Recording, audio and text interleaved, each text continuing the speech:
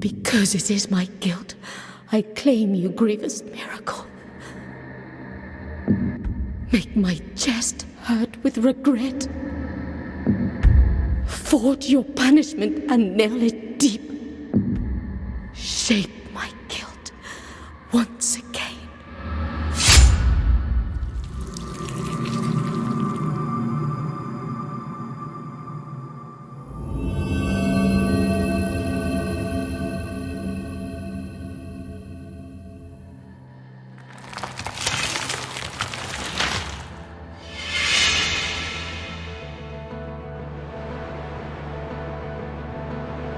A young man, so full of guilt, prayed for suffering to wash away his sins. After days of praying, the punishment was made, his body becoming one with the tree. This was the first miracle. People heard about the miracles of the Twisted One and formed a religion around the miracle, then founded a theocracy, Cvstodia. Guilt and suffering was a necessity for salvation. Being punished by the miracle for one's sins was deemed as a blessing. But as time passed, the miracle manifested itself less and less. The head of the church, His Holiness Escribar, turned his golden throne away from his people. This was the age of the turned throne. After a stretch of time, he began to grow branches from his body, just like the Twisted One. Soon he was transformed into a massive tree that covered the cathedral. He has become a saint that took the sins of all custodians, a miracle cast upon His Holiness. But the bishops who wanted to take the throne thought His Holiness was punished due to the miracle's wrath, and proceeded to burn the great tree. The tree has burned for 90 days, leaving a mountain of ash. And the greedy priest climbed the mountain to reach the throne. But the ash swallowed them up like Persian evil. And from the ashes, the horse of the miracle was born. Grotesque figures. Their only concern was carrying out the will. And thus, the age of the great corruption began. Much of the land was devastated. But one day in Cvstodia,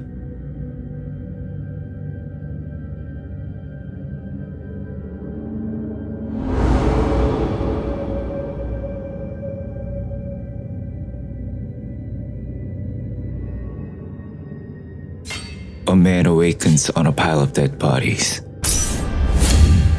wearing a helmet representing penance, a part of a congregation called the Brotherhood of the Silent Sorrow. But condemned for heresy, the entire Brotherhood was massacred. However, the man lived, a sword born from a woman's guilt. In Latin, my fault. Wielding the Mea Culpa to purge Cvstodia, he departs on a pilgrimage. And he was the penitent one. At that moment,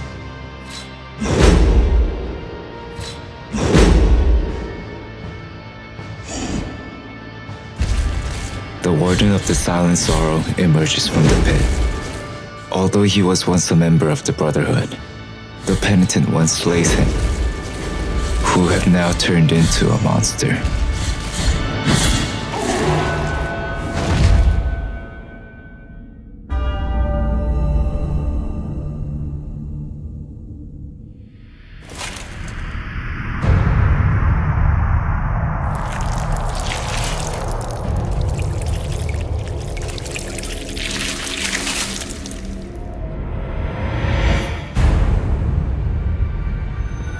On the beginning of his pilgrimage comes another penitent, Deo Gracias. He says to reach the cradle of affliction, one must endure the 3 humiliations of Cvstodia, and gives him, with a thorn for his sword, Slaying his way through the enemies, he arrives at Albaro, full of the sick. Before his journey, he visits the shrine of Mea Culpa.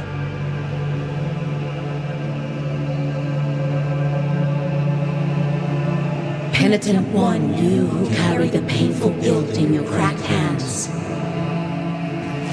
lend it to us and alleviate our burden. Lend it to us and wipe away our tears. Because it is an act of penitence.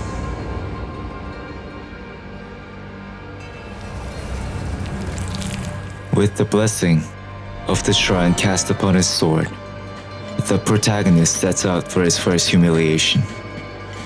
Through the wasteland of the buried churches, he passes by a scene of crucifixion and arrives at the Church of Mercy Dreams. After slaying many of the Horde of the Miracle, he finally arrives upon the first humiliation.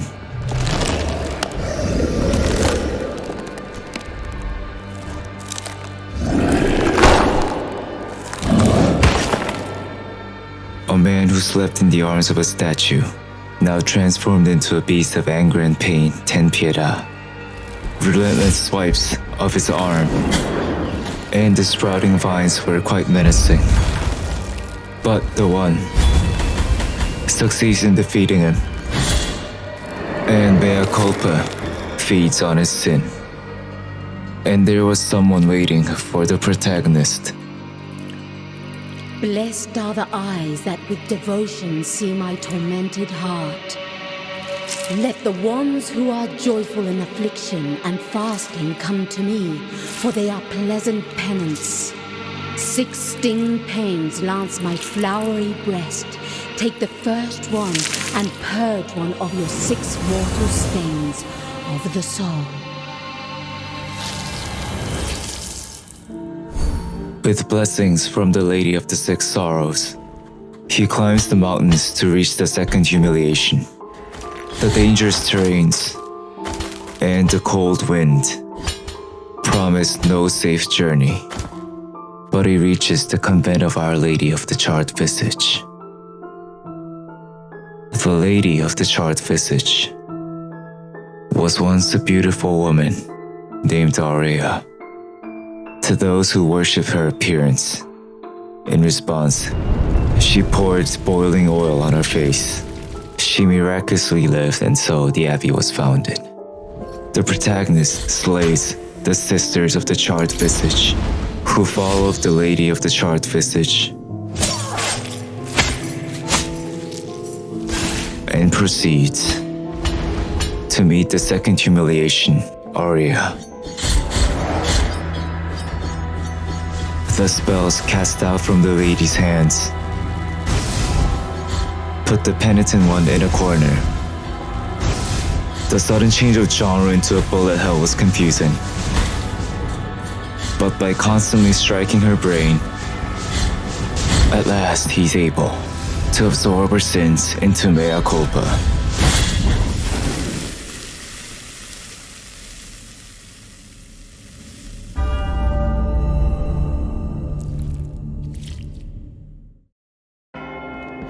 To find the final humiliation, he crosses the mountains of the endless dusk.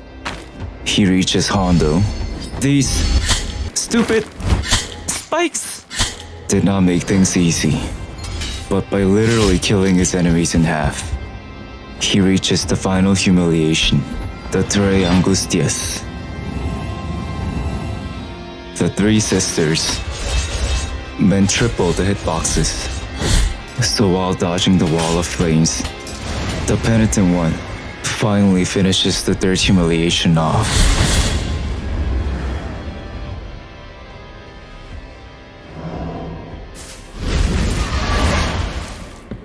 As he has finished the trials, the forbidden door opens, and he proceeds to the only way that leads to the throne.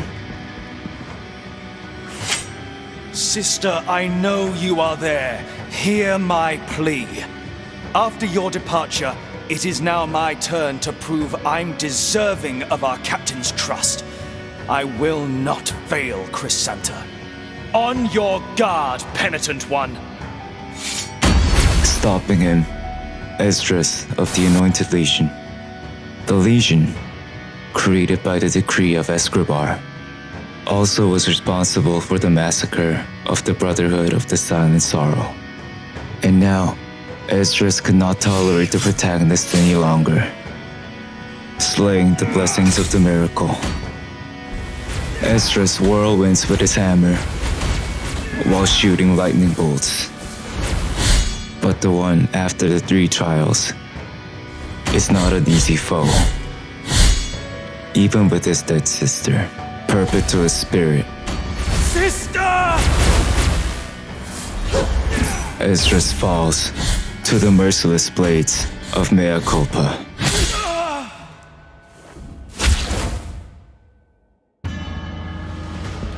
The penitent one passes the bronze door. The throne was at the top of Mother of Mothers, so he required 3 masks to activate the lift. The penitent one investigates the cathedral and enters a large chamber.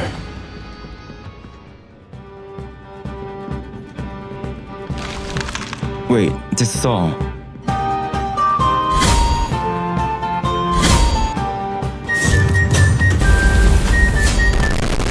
Instead of a coffin, they be left in bones. Melchiades, highly respected archbishop in his life, was exhumed and adorned by his followers. The absurdity perplexes the penitent one, but he strikes the arms one by one and succeeds in smashing the archbishop's skull. So he retrieves the first mask. The penitent one enters the library of the negated words, avoiding the librarians who threw their inventory. This is not okay. And the literate ghost, the one ran through, passing the hostile portraits. He arrives at the sleeping canvases. A baby longing for his mother burned at stake, and a snake-like creature protecting him. The giant baby's threatening wail, and the toxic poison and fire the creature spits. But the gruesome miracle is once again fed to Mea Culpa. Thus, the second mask. He heads to the wall of the Holy Prohibitions. After defeating the wardens, he enters, only to find lunatics who lost their minds. A giant with a lion mask blocked his way. But with prayers and ruthless violence, the penitent one ends their miseries.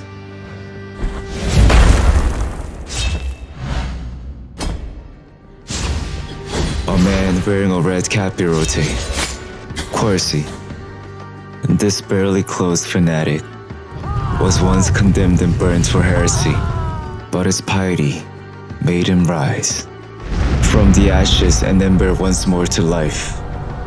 Using the powers of fire at will, Quercy's flames were fatal and unforgiving. But for him, this pain was nothing compared to the rest of his pilgrimage. The protagonist activates the lift Quercy was guarding and reaches the top. And finally, he finds the last mask. By using the 3 masks, he activates the lift that will take him to his final destination, the throne. Penitent one in sleeplessness, carrying the guilty sword, you have committed the most serious crimes against the Mother and her saints, against the miracle and its outbreaks. I, Cvstanta in penance, excommunicate you, expel you, execrate you, with the blessing of our miracle of the greatest pain. and thus shall your name be erased under the heavens.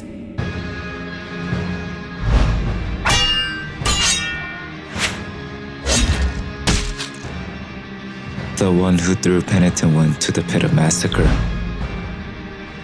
The captain of the anointed nation, Cvstodia. For her, the one who has slain the miracles and destroyed the statues of confessors.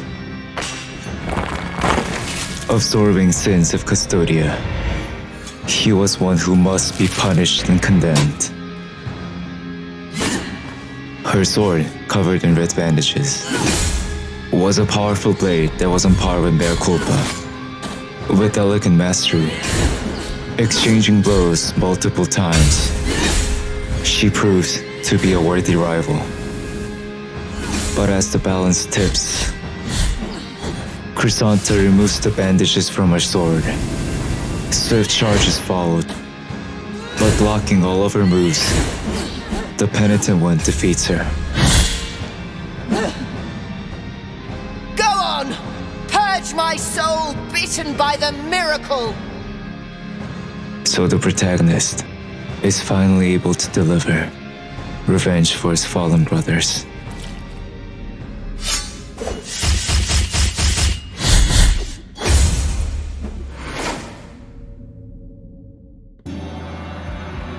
Although she ran away, the Penitent One proceeds and finally reaches the Ashy Deambulatory.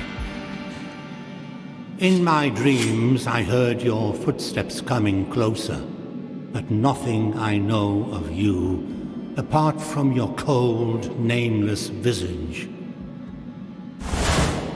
Now may your sword full of guilt with mine of gold collide. His Holiness Escribar blocked his path.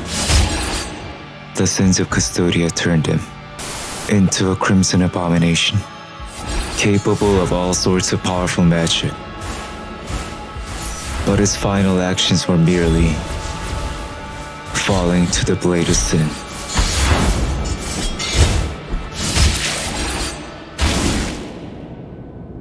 You have shattered the mirror in which you saw me asleep.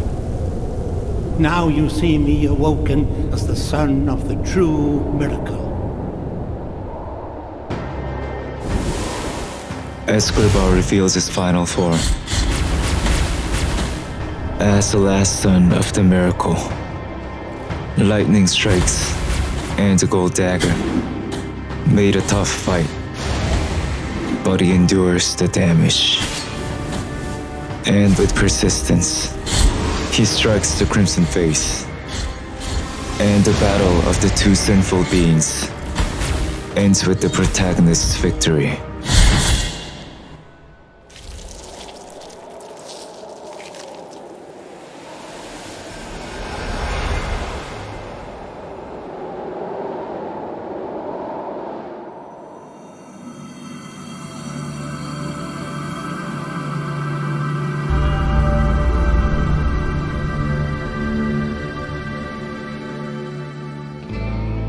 After freeing Escribar from his miraculous penance, the One arrives at the Mountain of Ash. Mea Culpa, bathed from guilt, including that of Escribar's, now carried all the sins of Cvstodia, and the thorn Deo Gracias gifted him was fully sated, red from Custodian sins. The Penitent One, bearing the vices of Cvstodia, he climbs the Mountain of Ash.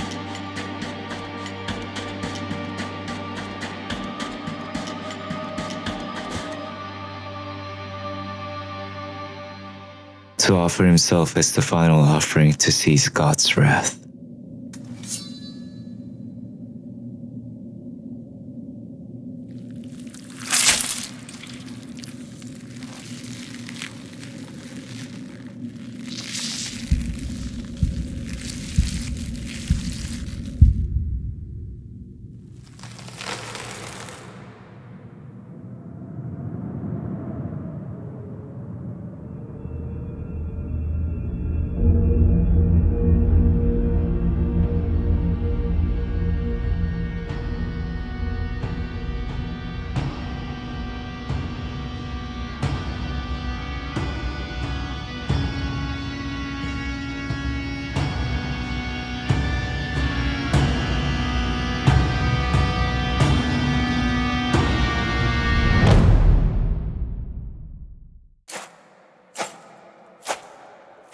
and thus shall your name be erased under the heavens.